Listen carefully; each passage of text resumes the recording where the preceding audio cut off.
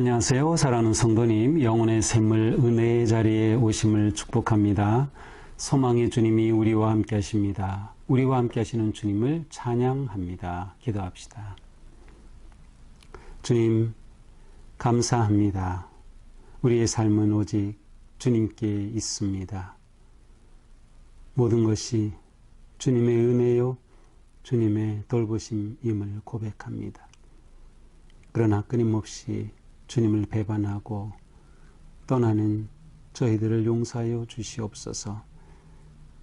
다시금 말씀을 대할 때마다 우리의 마음이 하나님 앞에 돌아오게 하여 주시고 하나님께 순종하도록 인도하여 주시고 오직 말씀 위에 세워지는 우리의 삶이 될 수 있도록 함께하여 주시옵소서. 예수님 이름으로 기도합니다. 아멘. 오늘 말씀은 예레미야 4장 19절에서 31절입니다. 슬프고 아프다. 내 마음속이 아프고 내 마음이 답답하여 잠잠할 수 없으니 이는 나의 심령이 나팔소리와 전쟁의 경보를 들음이로다. 패망에 패망이 연속하여 온 땅이 탈취를 당하니 나의 장막과 휘장은 갑자기 파멸되었도다. 내가 저 깃발을 보며 나팔소리를 듣기를 어느 때까지 할꼬? 내 백성은 나를 알지 못하는 어리석은 자요, 지각이 없는 미련한 자식이라. 악을 행하기에는 지각이 있으나 선을 행하기에는 무지하도다.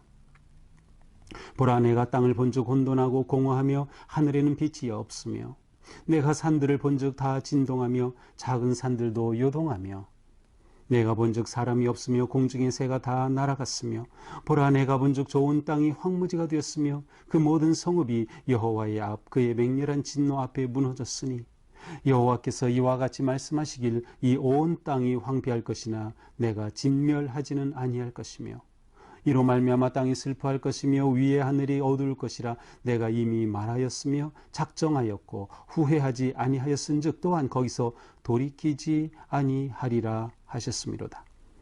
기병과 활 쏘는 자의 함성으로 말미암아 모든 성읍 사람들이 도망하여 수풀에 들어가고 바위에 기어오르며 각 성읍이 버림을 당하여 거기 사는 사람이 없나니 멸망을 당한 자여, 내가 어떻게 하려느냐? 내가 붉은 옷을 입고 금장식으로 단장하고 눈을 그려 꾸밀지라도 내가 화장한 것이 헛된 일이라. 여인들이 너를 멸시하여 내 생명을 찾느니라. 내가 소리를 들은즉 여인의 해산하는 소리 같고 초산하는 자의 고통하는 소리 같으니 이는 시온의 딸의 소리라.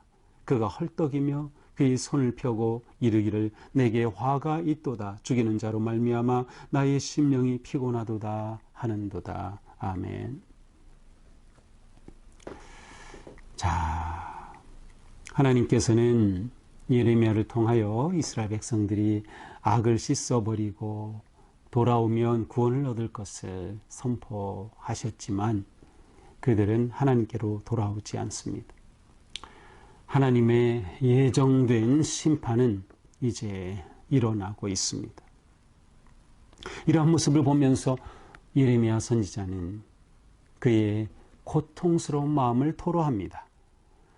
19절이죠. 슬프고 아프다. 내 마음속이 아프고 내 마음이 답답하여 잠잠할 수 없으니 이는 나의 심령이 나팔소리와 전쟁의 경보를 들음이로다. 예레미야 선지자의 마음이 너무나도 견딜 수 없이 아프고 슬퍼요. 지금 하나님의 심판으로 인해서 북쪽에서 내려오는 그 북방에서 오는 자들의 그들의 소리가 들리는 거예요. 그래서 그들이 온다라고 나팔소리, 전쟁의 경보가 울려 퍼지는 것을 보면서 멸망에 가는 그런 모습이 너무나도 슬프고 아픈 거죠. 패망에 패망이 연속하여 온 땅이 탈취를 당하나니 지금 유다는 계속 패망의 패망, 계속해서 주변 국가의 강대국의 침략을 계속 받아요. 북쪽 아수르의 침략을 계속 받죠. 남 이집트의 공격이 있죠. 이집트가 전쟁하려면 아수르와 맞서려고 이스라엘을 통과해야 되니까 말이죠. 그 중간에서 너무나도 괴로운 거죠. 이 패망의 패망이 연속하여 온 땅이 탈취를 당하고 심지어 나의 장막과 휘장은 갑자기 파멸되었도다. 예레미야의 자신의 휘장과 장막, 자기의 집도 한순간에 다 사라지고 마는 것을 봅니다. 물론 여기서 나의 장막을 꼭 예레미야로 한정하지는 않아도 괜찮아요. 이 재난을 당한 모든 이스라엘 백성들이 각각 내 장막 이렇게 되는구나 라는 그러한 표현으로도 볼 수 있죠. 그럼 주전 8세기부터 계속 끊이지 않는 그러한 침략으로 인해 이스라엘이 이렇게 황폐해지고 고난 가운데 있는데 이제 하나님의 마지막 심판의 그 엄청난 일이 다가오고 있는 거예요. 내가 저 깃발을 보며 나팔 소리를 듣기를 어느 때까지 할꼬. 저 전쟁을 알리는 깃발, 전쟁을 알리는 저 나팔 소리 언제까지 들어야 할까? 자, 22절. 자, 22절은 우리 성경에는 표시가 없는데 하나님의 탄식이에요. 하나님께서 하시는 거예요. 말씀하시는 거. 물론 이 전체가 다 예레미야를 통해 주시는 하나님의 말씀 선포지만 이 말씀 안에는 하나님이 주신 말씀이 그대로 선포되기도 하고 예레미야를 통하여 해석되어 선포되기도 하고 또한 그들의 그 상황에 대한 예레미야 자신의 반응이 나타나기도 해요. 그래서 예레미야는 예언자로서 다가올 일로 인해서 너무나도 고통스럽고 슬플 뿐만 아니라 실제로 그러한 일이 자신에게 닥침으로 인해 또한 슬퍼하는. 그러니까 예레미야 이 선지자의 입장은 뭐예요? 예언자로서 하나님의 사람으로서 그 시대가 그 나라가 그 민족이 당할 고통으로 인해서 고통스러웠고 실제로 그 고통이 임함으로 인해 또한 백성들의 아픔을 똑같이 느껴야 하는 어떻게 보면 배나 되는 더 고통을 느끼는 자인 거죠. 이러한 상황에 하나님께서 말씀하시는 거예요. 내 백성은 나를 알지 못하는 어리석은 자여 지각이 없는 미련한 자식이라 악을 행하기에는 지각이 있으나 선을 행하기에는 무지하도다. 이 하나님의 탄식이죠. 내 백성이 어리석다는 거예요. 어리석은 백성. 왜 어리석어요? 하나님을 알지 못하기 때문에요. 지각이 없어요. 그래서 미련하게 되었어요. 악을 행하는 데에는 지혜로우면서도 하나님의 뜻과 마음을 알고 선을 행하기에는 무지한 자들이 되고 말았어요. 이렇게 어리석은 백성이구나 하나님이 탄식하시는 거죠. 다시 예레미야의 말씀이 계속됩니다. 보라 내가 땅을 본적 혼돈하고 공허하며 하늘에는 빛이 없으며. 자, 이제 이러한 전쟁으로 인해 하나님의 심판으로 인해 나타나는 그러한 결과들 모습들이에요. 땅이 혼돈하고 공허하고 하늘에는 빛이 없어요. 빛은 뭐야? 하나님께서 천지를 창조하시면서 시작하신 그러한 놀라운 생명의 시작이 빛이에요. 그런데 하늘의 빛이 사라지고 있어. 28절에도 보니까 하늘이 어두울 것이라 똑같은 의미의 말씀이 나오죠. 이러한 전쟁으로 인해 어떤 일이 또 일어납니까? 24절에 보니까 산들이 진동하고 작은 산들로 다 요동해요. 산들과 작은 산들은 원래 무엇이었어요? 이스라엘 백성들이 우상 숭배하던 자리예요. 푸른 나무 아래에서 숲속에서 우상 숭배하던 그 자리. 근데 우상 숭배하던 그것이 다 흔들리고 있어요. 하나님만이 반석이시고 하나님만이 요새신데 그들이 하나님께로 돌아오지 않고 그들이 붙잡았던 우상들 다 흔들리고 쓰러지고 마는 거죠. 오직 하나님만 안전하다. 이걸 놓친 겁니다. 또한 새들의 공중에 새도 다 나라가 없어져요. 이상하게도 이 땅이 악해지고 사람이 악해지면 자연까지도 그렇게 돼요. 좋은 땅이 황무지가 되고 말았어요. 모든 성읍이 맹렬한 진노 앞에 무너지고 말았어요. 여호와께서 또 말씀하십니다. 27절 이 온 땅이 황폐할 것이나 내가 진멸하지는 아니할 것이며 아주 작은 희망의 불꽃이 하나 보여요.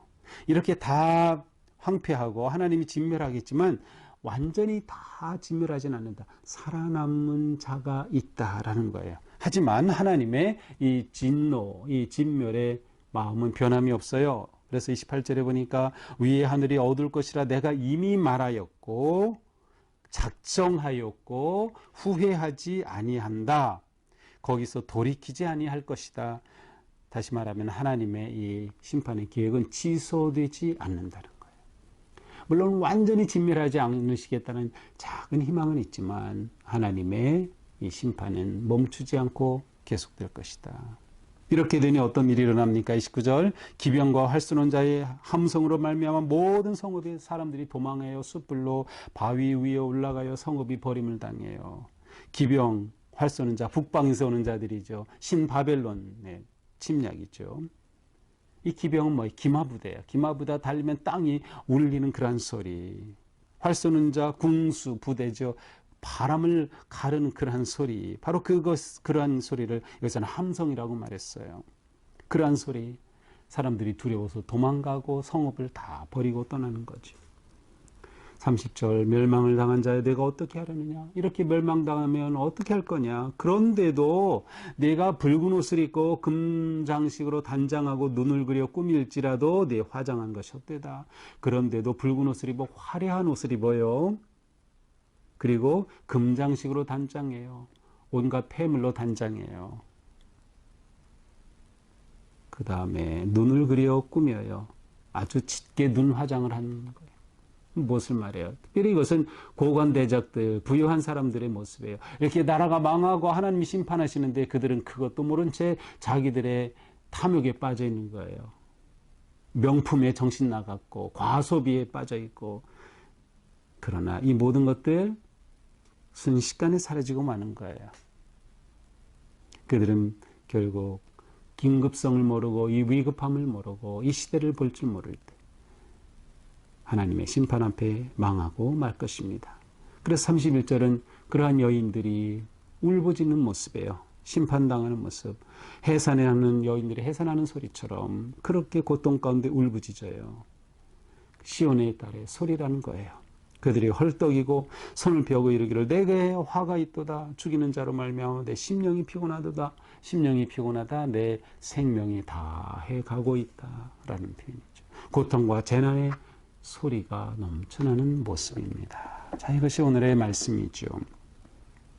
자, 오늘 말씀을 보면서 우리는 하나님께서 이 백성이 미련해서 나를 알지 못한다. 이렇게 말씀하신 것을 보았어요. 그렇습니다.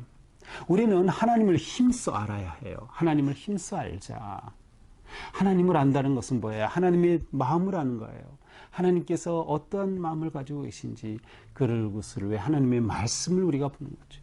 하나님 말씀을 통해 우리에게 계속 말씀하시기 때문에 그래서 무엇이 진리고 무엇이 거짓인지 무엇이 바른 길이고 무엇이 그릇된 길인지 어떻게 해야 하나님의 은혜 안에 구원을 받을 수 있는지 이 재난과 위기 속에 어떻게 살 수 있는지 하나님을 알아야 돼요. 하나님을 알아야 돼요. 여기에 구원의 길이 있고 희망이 있기 때문입니다. 하나님을 안다는 것은 오늘 말씀에 나온 것과는 거꾸로 하는 거예요.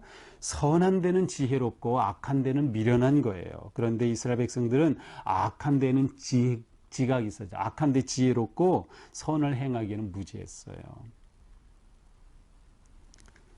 사도 바울도 로마서 16장 19절에서 선한 데 지혜롭고 악한 데 미련하라 이런 말씀을 했어요. 바로 우리가 하나님을 힘써 알아야 한다. 또한 우리는 성도로서 이 세상의 타락과 고통과 문제를 보면서 함께 아파하며 안타까워하는 마음을 가져야 돼요. 이것이 예레미야의 모습이죠. 그는 나는 하나님의 심판을 선포한다 그래서 거만하게 심판을 선포하고 이 백성들을 저주받을 백성이라고 한 것이 아니라 백성들이 받을 고통을 자기가 몸소 겪는 것. 이것이 성도의 세상을 보는 모습이고 마음이에요.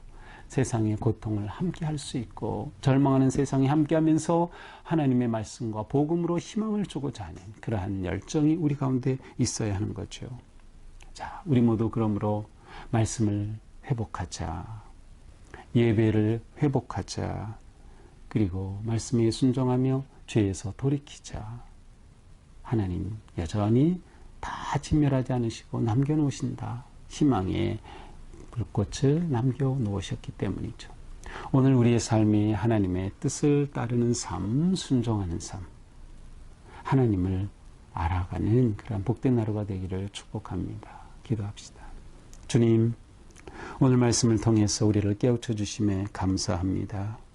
저희의 마음의 눈을 열어주시고 하나님을 알게 하시고 힘써 배우게 하여 주시고 하나님을 알아 하나님의 마음, 하나님의 뜻, 하나님의 선한 인도하심을 깨닫게 하여 주시옵소서. 우리의 삶이 악에서 떠나게 하시고 오직 하나님의 부르시고 인도하시는 그 길을 향해 달려나가도록 오늘도 함께하여 주시옵소서. 예수님 이름으로 기도합니다. 아멘.